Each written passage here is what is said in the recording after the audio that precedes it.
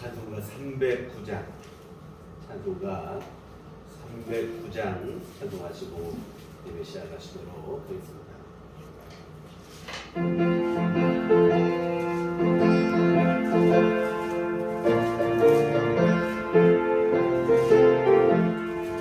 원하여 주가 힘이 허락하 그 귀한 은혜를 주여 갈망합니다. 그 약속 따라서 힘써 간구하오니 오 주여 나를 어서 들어주소서. 예수의 사랑 예수의 사랑 바다 물결같이 내게 힘나니 밤의 물결에 온전히 쌓여서 날 영혼의 기쁨을 내어먹구나. 내게 약속한 은혜 내려주시며 내 영혼은 건너편에 떠올라 위대한 능력과 힘이 밝게 보이니 나 힘을 다하여 주께 간구합니다. 예수의 사랑 예수의 사랑 바다 물결같이 내게 임하니 밤의 물결에 온전히 쌓여서 나의 영혼의 기쁨을 영원토다. 나의 선한 빛이 느긋하게 구원의 큰 경배를 나차고 앉아서 내 주의 모든 예수는 실사와이니 나 지금은 내게 충만하게 바라네. 예수의 사랑 예수의 사랑 바다 물결같이 내게 임하니 밤의 물결에 온전히 쌓여서 나의 영혼의 기쁨을 영원토다. 차고 넘치는 주의 은혜의 물결 창에 밀려와 내게 만족합니다. 오 할렐루야로 주를 찬송하오니 내 맘의 기쁨이 충만하오니라. 예수의 사랑 예수의 사랑 바다 물결같이 내게 임하니 밤의 물결에 온전히 쌓여서 내 영혼의 기쁨을 영원토다. 아멘. 조용히 기도하심으로 예배를 시작하시도록 하겠습니다.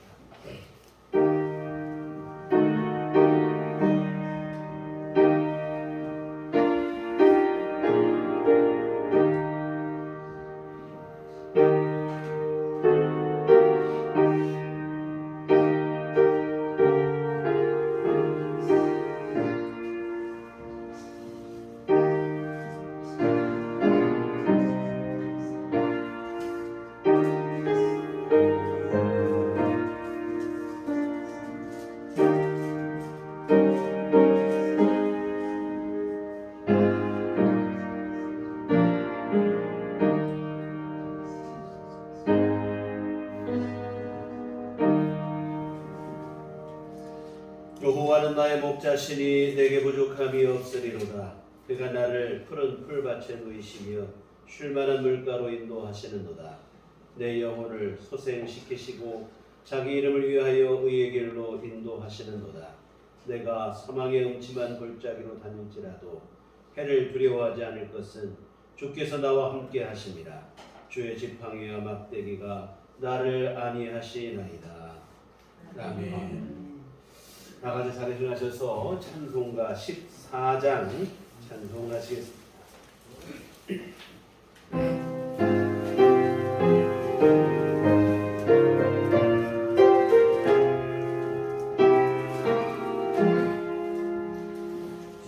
우리 하나님 하늘에 계신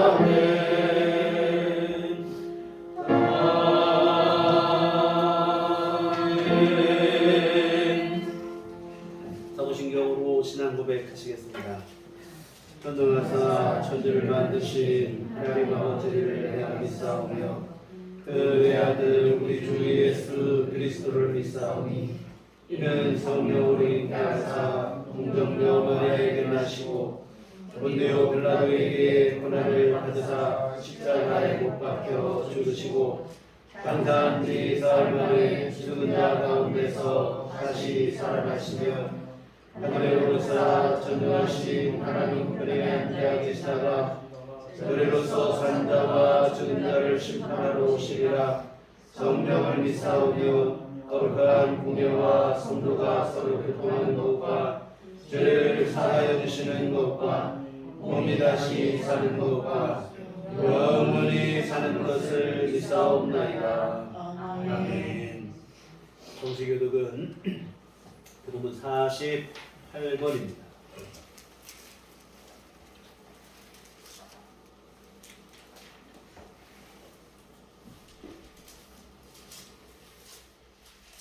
여호와여 주의 백성이 베푸시는 은혜로 나를 기억하시며 주의 구원으로 나를 돌보사 내가 주의 택하신 자가 형통함을 보고 주의 나라의 기쁨을 나누어 가지게 하사 주의 유산을 자랑하게 하소서. 우리가 우리의 조상들처럼 범죄하여 과거를 행하여 악을 지었나이다. 우리의 조상들이 애굽에 있을 때 주의 기이한 일들을 깨닫지 못하며 주의 크신 인자를 기억하지 아니하고 바다 곧 홍해에서 거역하였나이다. 그러나 여호와께서는 자기의 이름을 위하여 그들을 구원하셨으니 그의 큰 권능을 만인이 알게 하려 하시니라. 이에 홍해를 꾸짖으시니 곧 마르니 그들을 인도하여 바다 건너가기를 마치 광야를 지나감 같게 하사 그들을 그 미워하는 자의 손에서 구원하시며 그 원수의 손에서 구원하셨고 그들의 대적들은 물로 덮으심에 그들 중에서 하나도 살아남지 못하였도다.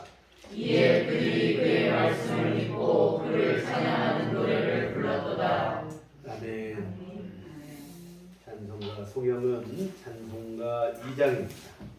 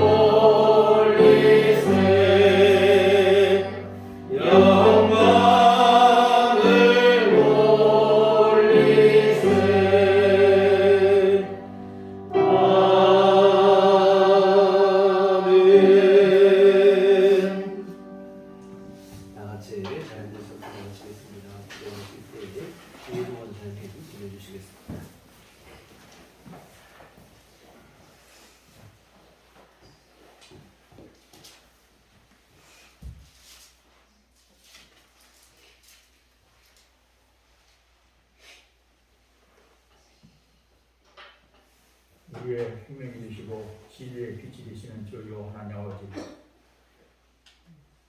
오늘도 새 한 주가 지나고 두 번째 주님의 날을 맞이한 가운데 주님의 은혜 안에서 예배드리게 하심을 감사드립니다. 새해 들어서 각자 새로운 자세와 각오로 맞이하는 우리의 예배를 받으시고 우리를 하나님의 진리의 말씀 안에서 새롭게 하여 주시옵소서. 아멘.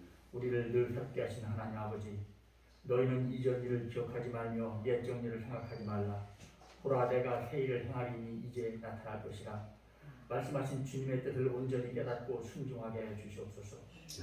지나온 세월 속에서 죄에 물들기 쉬운 유약한 우리들이 알게 모르게 주님 앞에 저지르고 있는 수많은 죄악들과 도덕적 해이를 늘 반성하고 회개하게 하시되 여기에 과도하게 매몰되어 자신을 신앙적으로 구속하고 올가매는 족쇄가 되지 않게 하시고 이러한 우리의 삶의 과오들이 오히려 이 새해에는 우리의 심령을 새롭게 고쳐나가는 사양되게 되게 하시고 강력한 공기가 되게 하여 주시옵소서.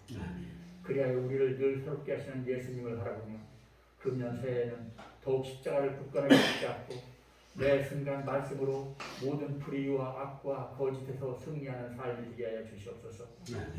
우리의 세상적인 연수가 한 살 더해졌으니 우리의 믿음과 성령의 열매도 더 신실하고 깊이 있게 변화하여 주시옵소서. 이스라엘 백성이 믿음으로 언약궤를 메고 요단강을 거는 것처럼 우리들도 오직 믿음으로 삶 속에서 하나님의 역사를 맛보게 하여 주시옵소서.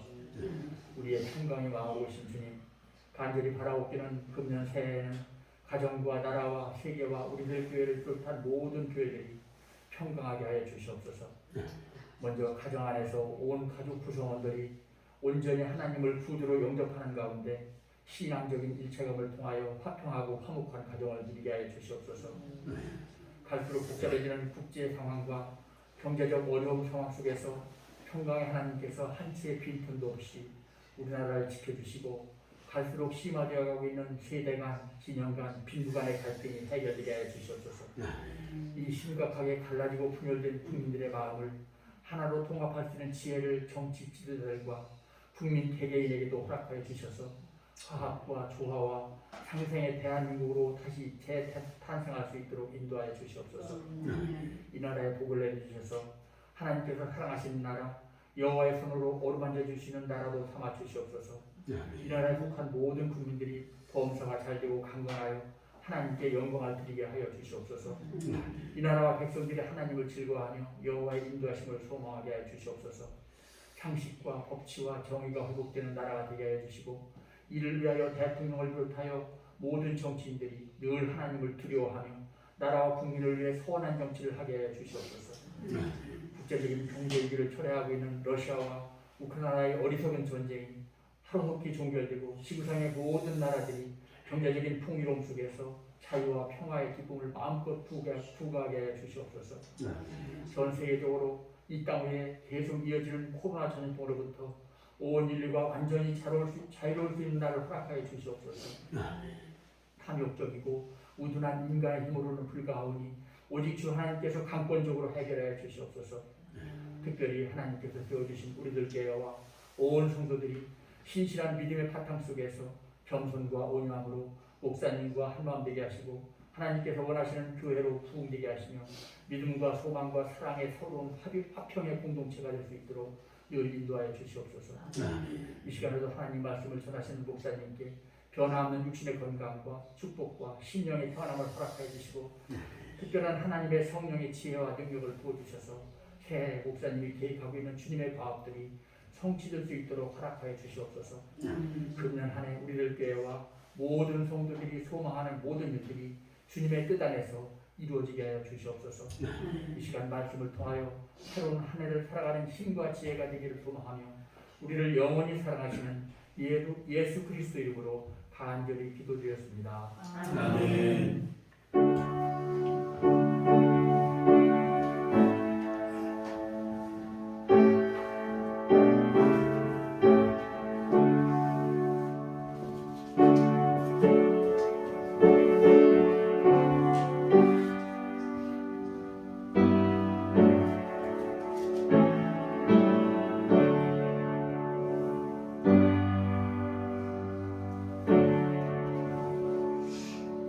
주님 거듭하신 기도하시겠습니다. 하늘에 계신 우리 아버지여, 이름이 거룩히 여김을 받으시오며 나라의 마옵시며 뜻이 하늘에서 이룬 것 같이 땅에서도 이루어지이다. 오늘날 우리에게 일용할 양식을 주옵시고 우리가 우리에게 죄 지은 자를 사하여 준 것 같이 우리의 죄를 사하여 주옵시고 우리를 시험에 들게 하지 마옵시고 다만 악에서 도와옵소서. 내게 나라와 권세와 영광이 아버지께 영원히 있사옵나이다. 아멘. 이 시간 우리 주신 하나님 말씀을 신약성경 요한복음 21장 1절부터 14절까지 말씀 보시도록 하겠습니다.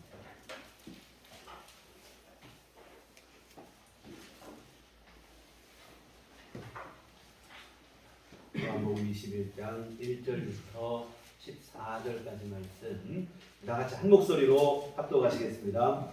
그 후에 예수께서 디베랴 호수에서 또 제자들에게 자기를 나타내셨으니 나타내신 일은 이러하니라. 시몬 베드로와 디두모라 하는 도마와 갈릴리 가나 사람 나다나엘과 세베대의 아들들과 또 다른 제자들이 함께 있더니 시몬 베드로가 나는 물고기 잡으러 가노라 하니 그들이 우리도 함께 가겠다 하고 나가서 배에 올랐으나 그날 밤에 아무것도 잡지 못하였더니 날이 새어갈 때에 예수께서 바닷가에 서셨으나 제자들이 예수의 신분을 알지 못하느니라. 예수께서 이르시되 얘들아 너희에게 고기가 있느냐? 대답하되 없나이다. 이르시되 그물을 배 오른편에 던지라. 그리하면 잡으리라 하시니 이에 던졌더니 물고기가 많아 그물을 들 수 없더라. 예수께서 사랑하시는 그 제자가 베드로에게 이르되 주님이시라 하니 시몬 베드로가 걷고 있다가 주님이라 한 말을 듣고 겉옷을 들은 후에 바다로 뛰어내리더라. 다른 제자들은 육지에서 거리가 불과 한 50칸쯤 되므로 작은 배를 타고 물고기 있는 그물을 끌고 와서 육지에 올라오니 숯불이 있는데 그 위에 생선이 놓였고 떡도 있더라. 예수께서 이르시되 지금 잡은 생선을 좀 가져오라 하시니 시몬 베드로가 올라가서 그물을 육지에 끌어올리니 가득히 찬 큰 물고기가 150마리라. 이같이 많으나 그물이 찢어지지 아니하였더라. 예수께서 이르시되 와서 조반을 먹으라 하시니 제자들이 주님이신 줄 아는 거로 당신이 누구냐 감히 묻는 자가 없더라. 예수께서 가셔서 떡을 가져다가 그들에게 주시고 생선도 그와 같이 하시니라.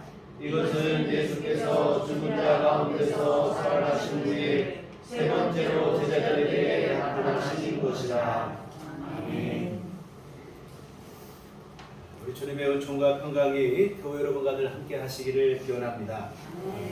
오늘은 본문의 말씀을 통해서 우리가 낙심하지 말아야 될 것에 대해서 함께 은혜를 나누고자 합니다. 오늘 본문의 제자들을 보시면 부활하신 예수님을 만났지만 어찌된 일인지 마음속에 낙심이 가득합니다. 베드로와 다른 6명의 제자들이 함께 있는 자리에서 베드로가 나는 고기 잡으러 돌아가야겠다 이렇게 말하니까 나머지 제자들도 이구동성으로 그러면 우리도 함께 가겠다 이렇게 말해요. 부활하신 예수님 만났으니 지금이야말로 주와 복음을 위해서 헌신해야 될 때인데 그런데 제자들은 고기 잡으러 갈릴리 바다로 되돌아가고 말았습니다.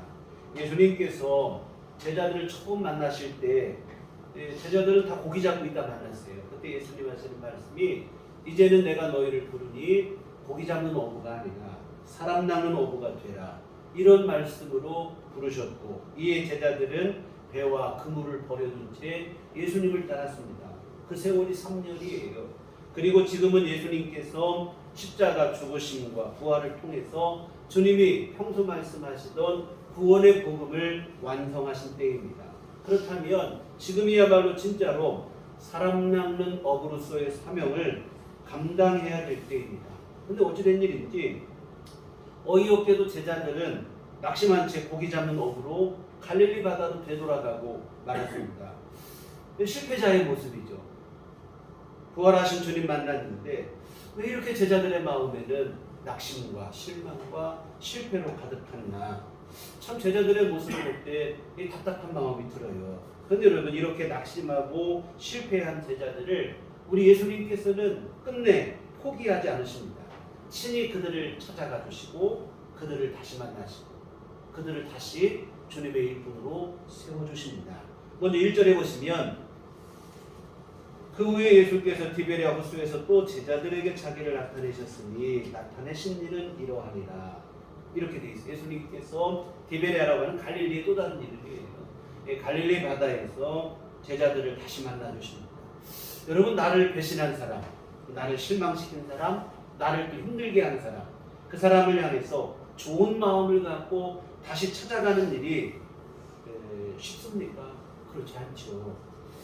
복수하러 찾아가는 것은 뭐 가능하겠으나 웃는 얼굴로 다시 찾아간다는 것은 쉽지 않아요. 그런데 주님은 주님을 너무도 실망시킨 제자들이지만 다시 찾아가십니다. 낙심한 제자들, 실패한 제자들을 다시 찾아간 예수님의 발걸음, 이 발걸음이 바로 사랑인 줄 믿습니다. 먼저 찾아가고 먼저 손 내밀어 주고 이게 바로 사랑인데요.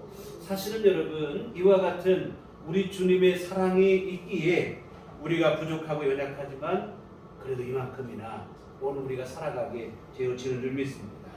우리가 얼마나 자주 주님을 배반하고 때로는 주님을 실망시키고 또 우리 실패하고 실족하고 시험에 빠지고 그럴 때가 많아요. 그런데 여러분 그럼에도 불구하고 우리 주님이 우리를 내려놓지 아니하시고 포기하지 아니하시고 다시 찾아와 주시고 성령으로 우리 마음을 감동하시고 우리 가운데 역사하시고 우리가 참 어찌 보면 아량한 믿음이지만 이 믿음 이만큼이라도 지키고 사는 것이 어찌 보면 주님의 이와 같은 사랑의 덕분인 줄 믿습니다. 훗날 요한 사도께서는 이런 고백을 합니다. 요한일서 4장 19절에 우리가 사랑함은 그가 먼저 우리를 사랑하셨음이니라. 주님께서 먼저 찾아와 나를 사랑해 주셔서 나도 이만큼 주님을 사랑하고 믿음으로 살아간다. 이 고백입니다. 이와 같은 실패하고 낙심한 제자들이지만 주님은 외면하지 아니하시고 방관하지도 아니하시고 먼저 찾아가십니다. 이와 같은 주님의 바닷가에 찾아가서 바닷가에 서서 그물질하는 제자들을 바라보시는데 근데 어느 누구도 주님이 오신지를 알아보지를 못해요. 이에 주님은 제자들로 하여금 옛 추억을 떠올리게 하시는데 5절 말씀 보시겠습니다. 예수께서 이르시되 애들아 너희에게 고기가 있느냐 대답하되 없나이다. 이르시되 그물을 배 오른편에 던지라 그리하면 잡으리라 하시니 이에 던졌더니 물고기가 많아 그물을 들 수 없더라. 예수님께서 처음 제자들을 만나시고 제자로 부르실 때도 오늘 본문처럼 갈릴리 바다에서 그물질을 하며 고기를 잡던 때였습니다. 그때도 제자들이 밤새 그물질을 했지만 고기를 하나도 잡지를 못했어요. 주님께서 그 제자들을 향해 깊은 데로 가서 그물을 던져라. 제자들이 또 그 말씀에 순종했더니 그때도 많은 고기를 잡을 수 있었어요. 그 일이 있은 후에 아까 말씀드린 것처럼 주님은 그들을 사람 나는 업으로 부르셨다 이 말이죠. 그때와 지금의 상황이 너무 똑같습니다. 밤새 그물질을 했지만 고기를 한 마리는 잡지 못해요. 주님은 이런 제자들을 향해서 말씀하시길 배 오른편에 그물을 던져라. 그 말씀에 순종하여 그물을 내렸더니 그물을 들 수 없을 정도로 많은 고기가 잡힙니다. 제자들 정신없이 그물을 끌어올리죠. 끌어올리다 보는데 순간적으로 오늘 본문에 주께서 사랑하시는 제자 요한복음을 기록한 요한인데 요한의 머릿속에 순간적으로 주님과의 처음 만났던 그 추억이 떠오르는 거예요. 지금 바닷가에 서서 그물을 배 오른편에 던지라 하시는 그분은 그때 그 예수님, 우리 예수님이시라 직감적으로 깨닫게 되죠. 이와 같은 이 장면을 보면서 먼저 느껴지는 게 뭐냐면 제자들을 향한 주님의 배려라 이 말입니다. 예수님이 가셨을 때 얼마나 한심합니까? 고기 잡으러 바닷가에 나갔으면 고기라도 많이 잡든지 고기도 한 마리 못 잡았어요. 주님이 그 제자들을 볼 때 어떤 마음이겠어요? 답답하죠. 책망하실 수 있는 자리예요. 그런데 주님은 오히려 그렇게 하지 않습니다. 오히려 낙심 가운데 빠진 제자들을 먼저 생각하시는 거예요. 제자들이 얼마나 죄송한 마음입니까? 주님이 그 마음을 아시고 그 부끄러운 마음을 최소화시키기 위해서 세심한 배려를 한다는 마음이 느껴지는 거예요. 여러분 이처럼 상대방을 먼저 생각하는 배려가 바로 사랑인데 한번 생각해 보세요. 주님께서 갈릴리 바닷가에 가셔서 지금 제자들을 보고는 화가 나셔가지고 큰 풍랑을 일으키셨다. 이러면 어땠을까요? 너희가 부활하신 나를 만나고 부활한 나를 보고도 다시 고기 잡으러 가냐? 한심하다. 거센 풍랑을 일으켜. 너희가 그럴 수 있냐? 한심하고 답답하다. 호통을 치셨다면 어떻게 됐겠습니까? 분위기가 안 좋죠. 이에 예수님은 제자들을 책망하기보다는 오히려 제자들을 배려하십니다. 한번 생각해 보세요. 부활하신 예수님 만나고도 다시 고기 잡으러 갈릴리 바다로 돌아갈 때 제자들의 심령이 어떻겠습니까? 예수님과 한마디 상의 없이 사실은 몰래 빠져나오듯이 갈릴리 바다로 온 거예요. 근데 그 자리에 주님이 찾아오신 거라 이 말입니다. 주님과 마주할 때 얼마나 겸연쩍고 부끄럽고 당혹스럽고 몰래 나쁜 짓 하다가 들킨 것 같은 그런 마음이지 않겠냐 이 말입니다. 이에 주님은 어떻게든 제자들의 이런 당혹감을 최소화하기 위해서 예수는 세심한 배려, 오늘 본문에 보인다 이 말이죠. 이처럼 상대를 먼저 배려하는 마음, 이것이 곧 진정한 사랑이 되는 줄 믿습니다. 이와 같은 주님은 제자들을 책망하기보다는 옛일을 추억하게 하면서 주님이신 것을 그냥 그 세심한 배려를 통해서 그들에게 알게 하시고 그냥 조용히 스며들게 하시는 이러한 일을 행하십니다. 그리고 주님은 밤새 고기를 잡느라 지친 제자들을 위해서 숯불을 피우시기 시작합니다.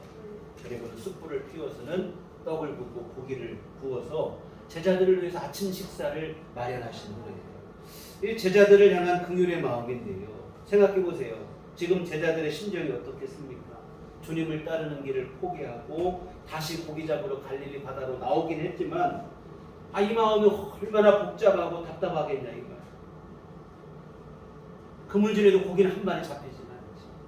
마음이 답답하죠. 요한이 바닷가에 서 계신 분이 예수님이라고 말씀하니까 베드로가 그 즉시로 바다로 뛰어들어서 주님을 향해 나아간 것을 볼 때 이들의 마음이 얼마나 답답했을지가 짐작이 가보도나 봐요.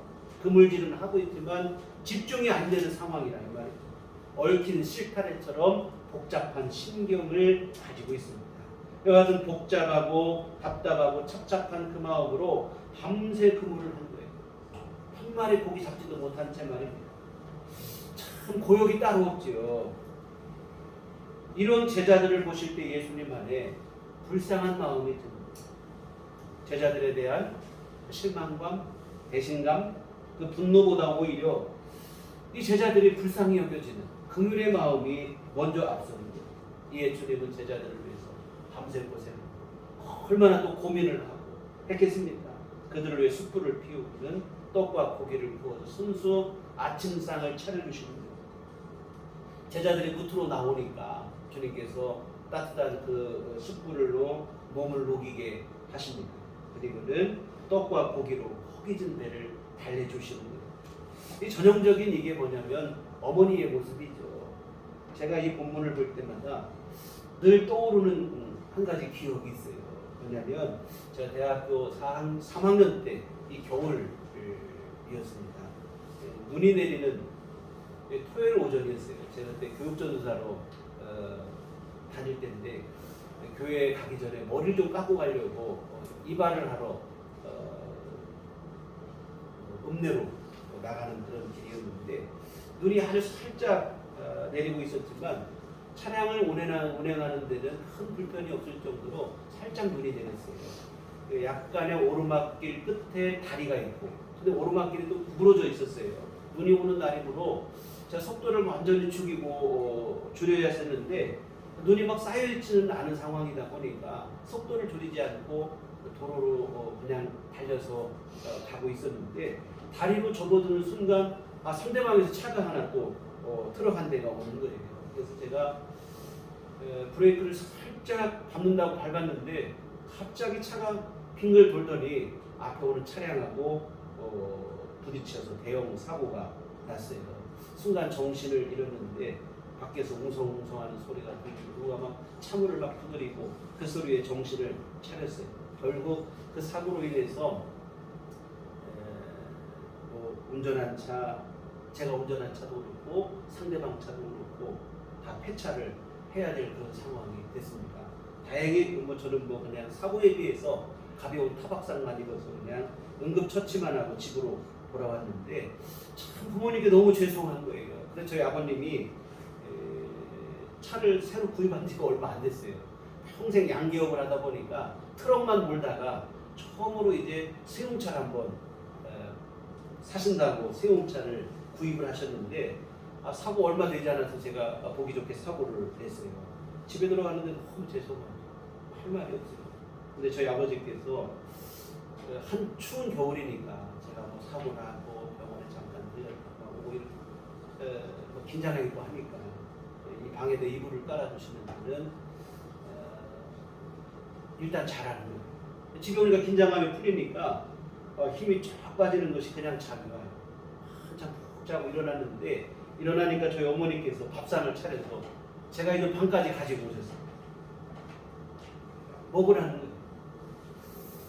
거예요. 그리고는 사고에 대해서 그 뒤로 일체 아무 말씀을 하신 적이 없어요. 당장 차가 없어지니까 발이 묶였는데도 한마디 말씀을 안 하시고 책망하지도 않으시고, 그러니까 얼마나 제가 더 죄송하고 또 한편으로는 너무 고맙기도 하고 감사하기도 하고 그런 마음이에요. 여러분, 그 마음이 바로 긍휼의 마음입니다. 오늘 예수님께서도 제자들을 위해서 숯불을 피우고 아침상을 차려주시는 이 긍휼히 여기는 마음에서 나온 사랑인 줄 믿습니다. 사실 이 순간 예수님께서 제자들을 책망하고 정죄하셨다면 아마 제자들의 마음은 더 냉담해지지 않았을까 생각이 들어요.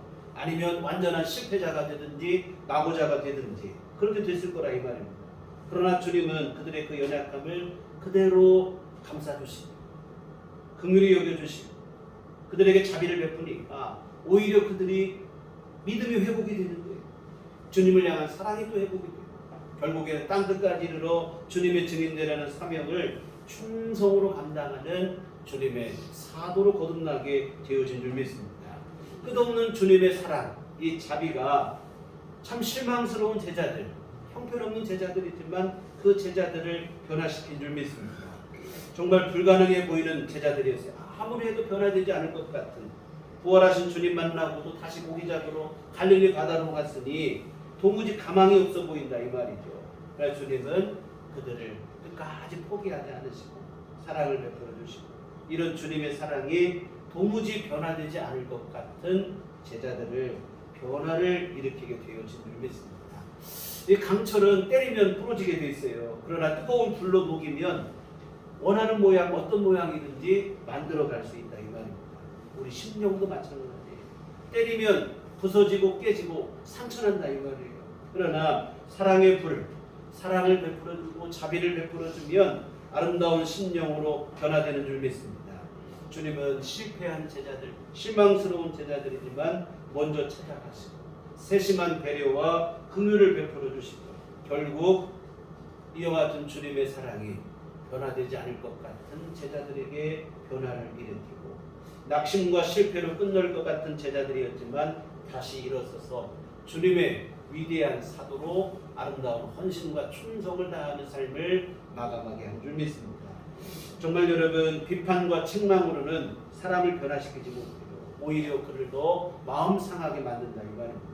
사랑만이 사람을 변화시킨다 이 말입니다. 여러분, 누군가 여러분에게 정말 아무리 좋은 뜻으로 맞는 말로 충고를 해줘도 여러분 어떻습니까? 그 마음 충고의 말을 들을 때 내 부족함을, 내 연약함을 이렇게 일깨워 주셔서 고맙습니다. 이런 반응을 하는 사람은 진짜 성숙한 사람. 우리는 그만큼 되지 못해. 타락한 죄인이 되다 보니까 네가 뭐 내 청년이냐, 너나 잘하셔라. 이렇게 나오는 게 우리의 본성이라 이 말입니다.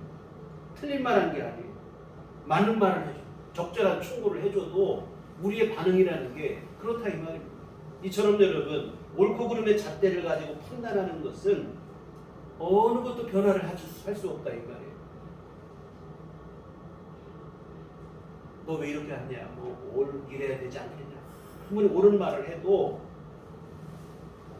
그것이 그 사람의 심령에 감화를 주지를 못하고 변화를 주지 못하고 오히려 관계가 깨지든지 그 사람으로 하여금 그래 나는 여전히 나는 그렇지 나고자로 실패자로 그 사람을 만들고 그렇게 될 뿐이라 이 말입니다. 오늘 말씀도 보세요. 그렇지 않아도 낙심한 제자들입니다. 패배감에 젖어 있어요. 자기들 스스로도 내가 왜 이럴까? 근데 예수님이 거기다 대고 잘잘못을 따지고 책망을 했다면 완전히 낙오자가 되고 마는 거예요. 주님으로부터 더 멀리 도망치고 말았을 것이다 이 말입니다. 정말 여러분, 사람을 변화시키는 것은 옳고 그름의 판단, 정죄가 아니고 사랑인 줄 믿습니다. 사랑으로 용납받은, 내가 누군가에게 봉합되었을 때, 누군가 나를 이해해주고 공감했을 때, 그때 그것이 나를 내 심령을 강화시키고 내 삶 속에 변화를 일으키게 되어지는 줄 믿습니다. 요즘 뭐 경기가 어렵다고 해요. 정말 새해 전망이 다 좋지가 못합니다. 여러분, 이럴 때 어떻게 해야 되겠습니까? 서로 가족 간에 길을 우리가 북돋워 주고 용기를 주고 해야 된다 이 말입니다. 지금 힘들지만 금방 좋아질 것이다. 남편은 아내에게, 아내는 남편에게 서로를 믿어주고 사랑의 말로 응원해주고, 그렇게 될 때 실패 중일지라도 다시 일어나게 될 줄 믿습니다. 근데 출근하는 남편 뒷공문이 되고 그냥 바가지 긁고 온갖 잔소리하고, 남편이 일할 맛이 나게 왜 집에 들어올 말도 안 나는 거예요. 자주 드리는 말씀인데요. 우리가 배우자를 볼 때 그런 마음이었으면 좋겠습니다. 사실 참 저도 잘 안 됐는데 늘 그런 마음을 가지려고 생각을 자주 하면서도 잘 안 될 때가 있는데, 부부간에 여러분 부모님의 심정으로 바라보는 마음을 갖는 게 필요할 줄 믿습니다. 아내가 볼 때 남편이 참 못만, 다른 사람이 봐도 이거 정말 마찬가지 100번 1000번 남편이 옳지 못하다 이 말입니다. 그러나 아무리 그러할지라도 단 한 사람, 그 남편을 두둔하는 사람이 있어요. 누구겠습니까? 그 남편을 낳아준 부모라 이 말이에요. 남편의 부모만큼은 아들을 긍휼히 여긴다 이 말이에요. 반대로 남편이 볼 때 아내가 참 못마땅해요. 누가 봐도 명백한 아내의 잘못. 그러나 이처럼 세상 모든 사람이 손가락질 할지라도 단 한 사람, 아내의 편이 돼주는 사람이 있어요.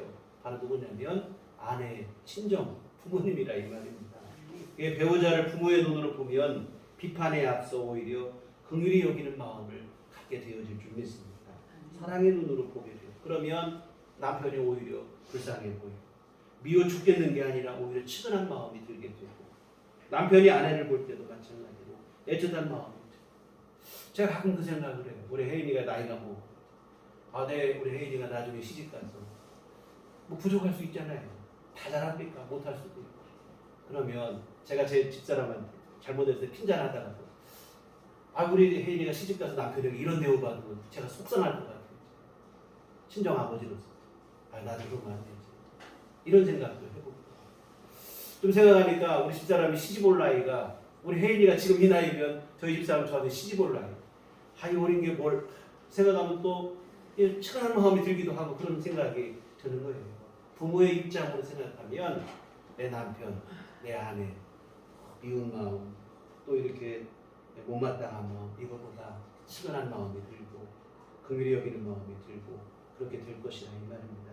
여러분, 우리가 옳고 그름의 잣대를 가지고 아무리 설령 100번 맞는 말을 한다 해도 아무 소용이 없어요. 긍휼히 여기는 마음, 자비의 마음. 여러분, 사랑은 실패자도 다시 일어서게 하고, 사랑의 응원은 낙심하는 자에게도 소망을 불어넣게 되는 줄 믿습니다. 지금 우리의 가족, 우리의 이웃이 원하는 것은 바른 말이 아니에요. 옳고 바른 말을 원하는 게 아니라 이 말입니다. 딱 부러지는 정답을 사람들이 바라는 게 아니에요. 사랑의 응원을 기대하고 긍휼과 자비를 바탕으로 한 공감, 누군가 나와 함께 울어줄 수 있는 사람을 필요로 하는 것이지, 너 왜 이거밖에 못하냐, 너 이러서 문제다, 이거 지적해주는 사람을 원하는 게 아니라 이 말입니다. 시린 가슴 따뜻하게 안아줄 수 있는 뜨거운 가슴을 원하는 것이지, 냉철한 비판을 바라는 것은 아니라고 하는 사실입니다. 욥기를 보시면 욥이 엄청난 재난을 받았죠. 그러나 친구들이 찾아와서 아무 말 없이 일주일을 함께 울어줍니다. 밤낮으로 일주일을 울어줍니다. 욥이 적잖이 위로를 받았어요.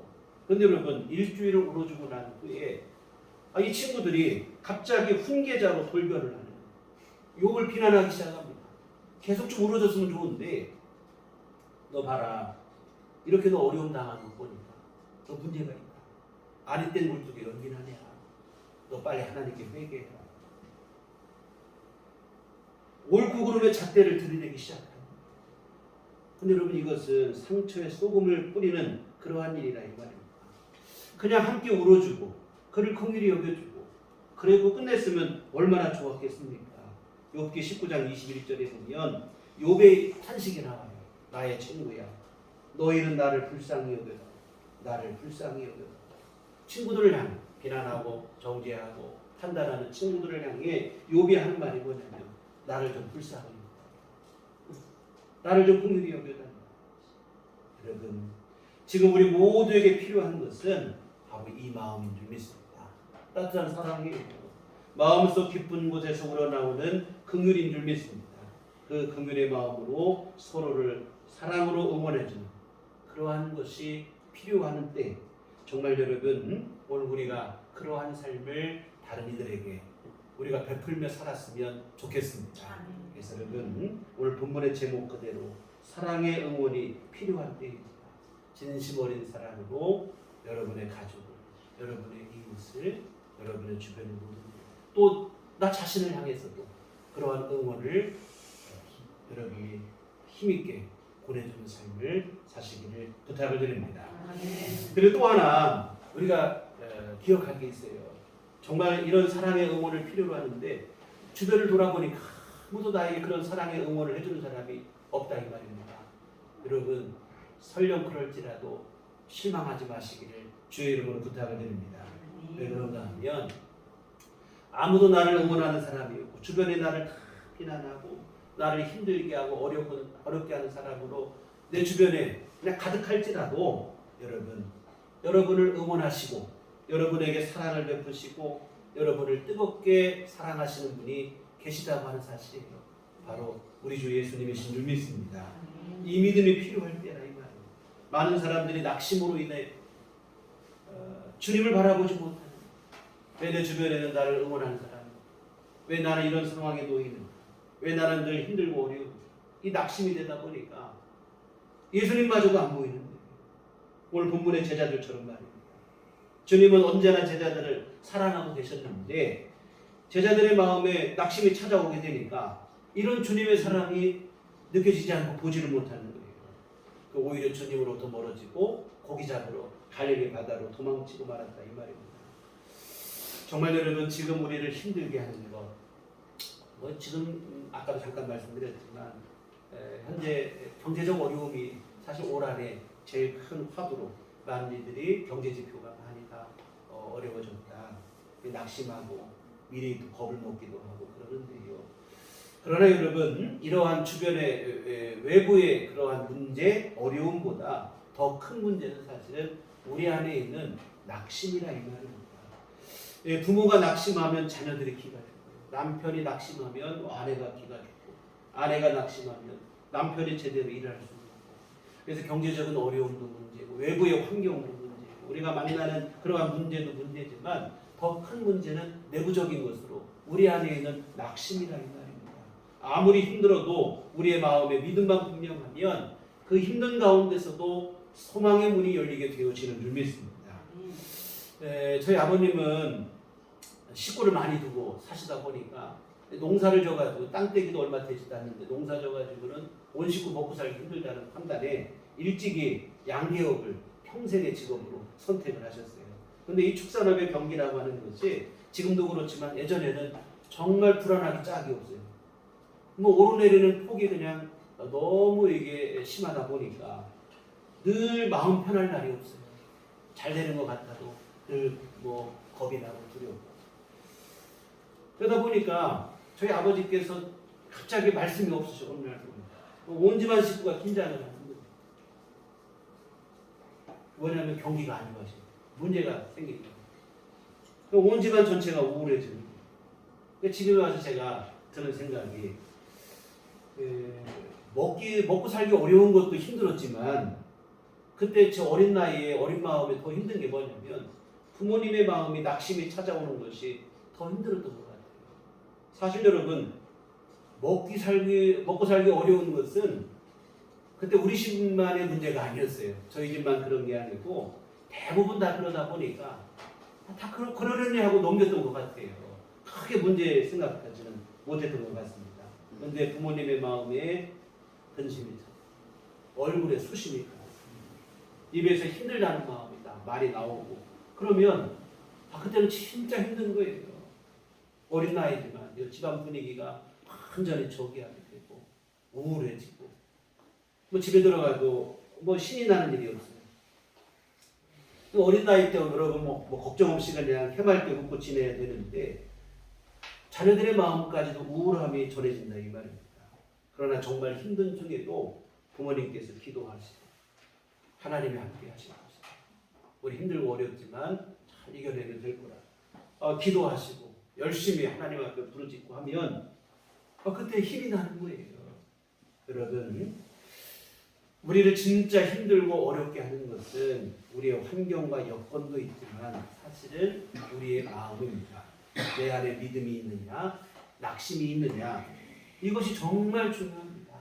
아무리 여러분 힘들고 어려워도 믿음이 있으면 그때 소망이 있는 줄 믿습니다. 근데 아무리 뭐 잘되고 뭐 해도 마음속에 그냥 부정적인 생각이 있고 이렇게 되면 이게 은혜가 되지 못해요. 여러분 마귀에게 속으면 안 됩니다. 거짓 두려움으로 우리를 속이는데 거기에 속지 마시기를 부탁을 드립니다. 흔히 우리 뭐 너무 어려워서 낙심이 된다고 하는데 물론 그런 면이 아예 없는 것은 아니죠. 그러나 사실은 낙심하기 때문에 더 어렵게 느껴지는 일들이 더 많다고 하는 사실입니다. 마귀는 자꾸 우리 마음속에 낙심을 주는 거예요. 끝났다고 안 된다고 그런 마귀의 말에 속아서는 안 될 줄 믿습니다. 우리를 끝없이 사랑하시고 응원하고 계신 주님의 음성을 들으셔야 될 줄 믿습니다. 자꾸 그냥 우리가 가만히 있으면 근심하고 걱정하다 보면 마귀 생각밖에 안 듭니다. 안 된다, 끝났다, 못한다. 여러분 기도하시고 말씀을 보시고 그러면서 우리를 응원하고 우리에게 힘을 주시고 우리에게 소망을 주시는 주님의 말씀에 귀를 기울이셔야 될 줄 믿습니다. 우리 주님은 얼마 전시 우리를 다시 회복시키시고 하나님은 다시 우리를 서게 하시는 이러한 일들을 우리 안에 하시는 줄 믿습니다. 이와 같은 주님의 사랑의 품으로 우리가 담대히 나아가야 할 줄 믿습니다. 히브리서 4장 15절 16절에 우리에게 있는 대제사장은 우리의 연약함을 동정하지 못하시리가 아니오 모든 일에 우리와 똑같이 시험을 받으신 이로되 죄는 없으시니라. 그러므로 우리는 긍휼하심을 받고 때를 따라 돕는 은혜를 얻기 위하여 은혜의 보좌 앞에 담대히 나아갈 것입니다. 우리 예수님은 우리의 연약함 모르시는 분이 아닙니다. 주님도 우리와 똑같은 육신을 입으셨기 때문에 우리의 형편과 처지를 우리가 얼마나 연약한지를 잘 아신다 이 말이에요. 그 사람의 형편과 처지가 돼보기 전에는 알 수가 없잖아요. 그런데 주님은 하늘에만 계신 게 아니고 친히 이 땅에 내려오시고 우리 똑같은 연약한 육신을 입어보셨다 이 말입니다. 우리와 똑같은 어려움을 친히 당하셨습니다. 성경에 보면 하나님으로부터 버림받은 것 같은 상황에까지도 주님은 놓이셨어요. 십자가에서 엘리 엘리 라마 사박단 무슨 얘기죠?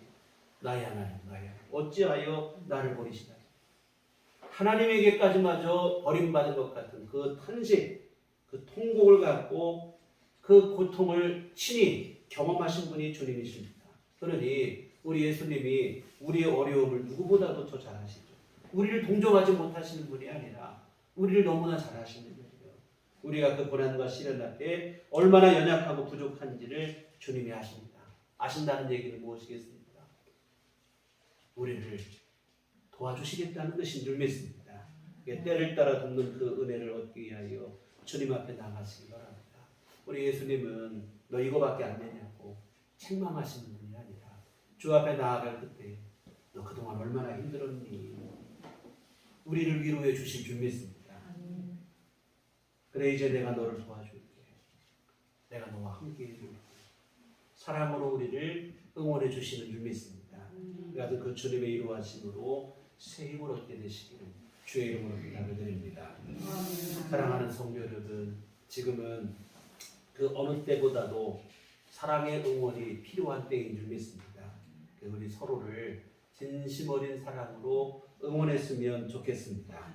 여러분 주변의 사람들, 특히 소중한 우리의 가족, 이웃들, 우리 교회 교우들, 우리가 옳고 그름의 판단으로 정죄하고 잣대질하고 그러기보다는 긍휼히 여기는 마음으로 서로를 지켜봐 주시고 낙심한 마음이 있거든 그를 보듬어 주시고 그렇게 했으면 좋겠습니다. 여러분의 이와 같은 사랑의 응원이 여러분의 가족을 사랑하게 할 줄 믿습니다. 여러분의 이웃에 힘을 주게 하고 교회를 다시 서게 하는 이러한 일도 이루게 되어질 줄 믿습니다. 그리고 또 하나 여러분 진짜 중요한 아까 지금 방금 말씀드린 것처럼 여러분의 마음에 때로 낙심이 찾아올 때 있어요. 그때 여러분 거기에 굴복하지 마시기를 부탁을 드립니다. 진정한 위로자가 되시는 우리 예수님께서 여러분과 함께 하신다는 사실을 늘 기억하셨으면 좋겠습니다. 낙심을 예수님의 이름으로 물리치시기를 부탁을 드립니다. 뭐 사탄아 물러가라 이거보다도 진짜 우리가 여러분 예수 이름으로 물리칠 게 뭐냐면 사탄이 우리 안에 가져다 둔 낙심이라는 말이에요. 이 낙심을 물리쳐서 그리고 언제나 여러분을 사랑으로 응원하고 계시는 우리 예수님을 바라보시기를 부탁을 드립니다. 그래서 주님이 주시는 그 사랑의 응원으로 새 힘을 얻고 새 힘을 얻어서 늘 당당함으로 세상과 맞서 승리하시는 우리들 교회 온 교우들 되시기를 주님의 이름으로 축원합니다. 아멘. 기도하시겠습니다. 좋으신 아버지, 우리 주 예수 그리스도를 통하여 우리를 사랑하시고 우리를 사랑으로 응원해 주시고 성령으로 우리를 감화 감동하여 주시어 우리 안에 새 소망을 불어넣어 주심을 감사를 드립니다. 하나님, 우리 때로 낙심이 되어 문제에만 골몰하게 되고 환경에 함몰되어 무너지고 넘어질 때가 있습니다. 주님, 우리에게 힘을 주시고 용기를 주시고 언제나 사랑으로 함께 하시는 예수님이 계시다는 사실을 잊지 않을 수 있는 분명한 믿음을 허락하여 주시옵소서. 낙심에 굴복하지 않게 하여 주시옵시고 우리 주님 바라보게 하시고 주님 안에서 소망을 갖고 새 힘을 얻는 우리 모두가 되도록 도와주시옵소서. 예수님 이름으로 기도했습니다. 아멘. 찬송가 302장 찬송하시겠습니다.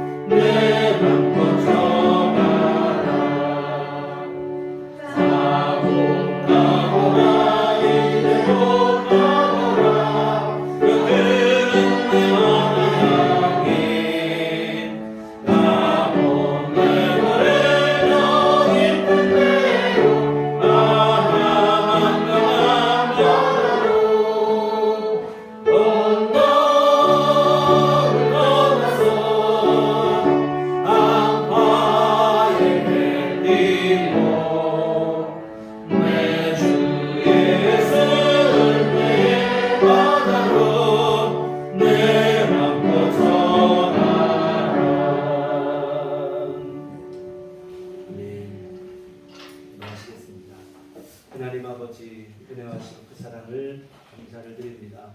언제나 우리 안에 함께 하시고 우리 연약한 심령 가운데 힘을 주시고 소망을 주시고 위로와 자비를 허락하시니 감사를 드립니다. 주님 귀하시는 종 크신 사랑 감사하며 주 앞에 이 헌금을 드립니다.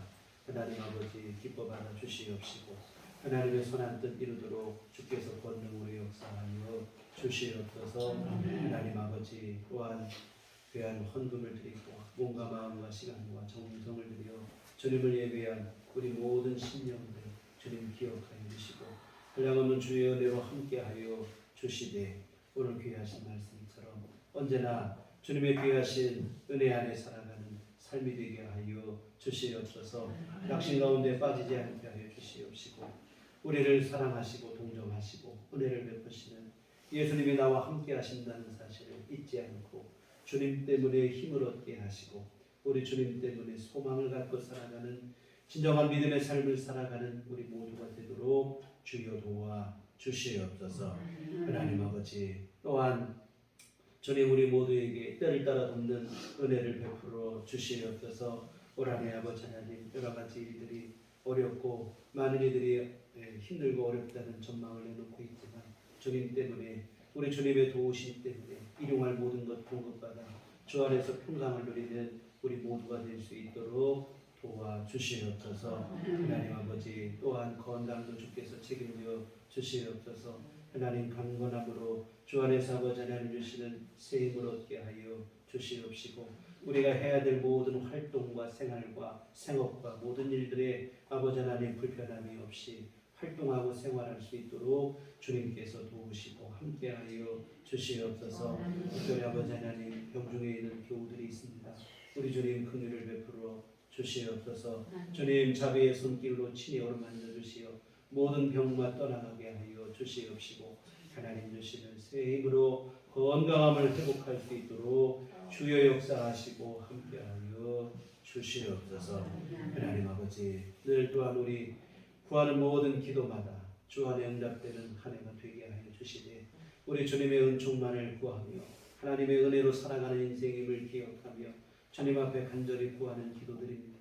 주여 아버지 들으시고 응답하여 주시옵시고 우리 모든 각 사람의 형편과 처지를 주님이 너무 잘 아시니 우리 모두에게 꼭 들어맞는 은혜를 베풀어 주시옵시고 이와 같은 주님의 은혜가 차곡차곡 쌓이는 복된 삶을 우리 모두가 누릴 수 있도록 주께서 도와 주시옵소서. 아버지 한 주간 또 살아갈 때도 주 안에 승리케 하시고 우리 주님과 동행케 하여 주시옵소서. 예수님 이름으로 기도했습니다. 아멘. 교회 소식 시간입니다. 우리 서로 인사할 때 주님만 바라봅시다. 주님만 바라봅시다. 다음 주일 예배 후에 구역회로 잠깐 모입니다. 구역회 명단은 다음 주일에 다시 주부에다 연결하겠고요. 잠깐이면 될 것 같아요. 작년 한 해에 결산하는 그런 시간입니다. 잠깐 모이도록 하겠습니다. 교회 밖의 집회와 성경공부 참여를 금하고 교회 중심으로 건강하고 건강한 신앙생활을 이어가시기를 부탁드립니다. 우리 다 함께 자리에서 일어나셔서 서로를 축복하시며 평안을 너에게 주노라. 찬양하시도록 하겠습니다.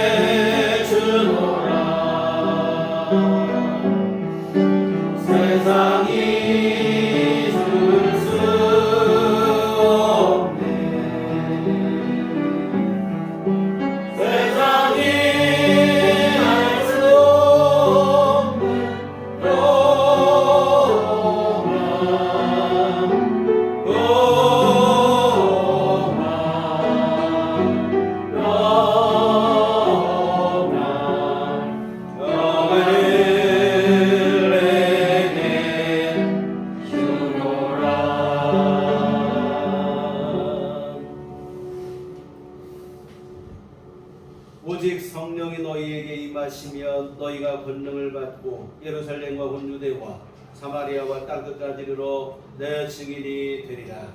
우리가 주의 증인이 되겠습니다. 이제는 우리 주 예수 그리스도의 구속의 은혜와 하나님 아버지의 극진하신 사랑하심과 성령님의 유력을 통역사 감화 감동 충만하심이 주의 교회 위에와 오직 서로를 사랑하며 사랑의 응원을 베풀고 무엇보다 주님 주시는 그 사랑의 응원으로 힘을 얻고 담대함과 용기를 갖고 이기고 승리하는 삶을 살기를 소원하는 주의 모든 자녀들의 심령 위에 지금부터 영원토록 함께 계시기를 간절히 축원하옵나이다. 아멘. 아멘.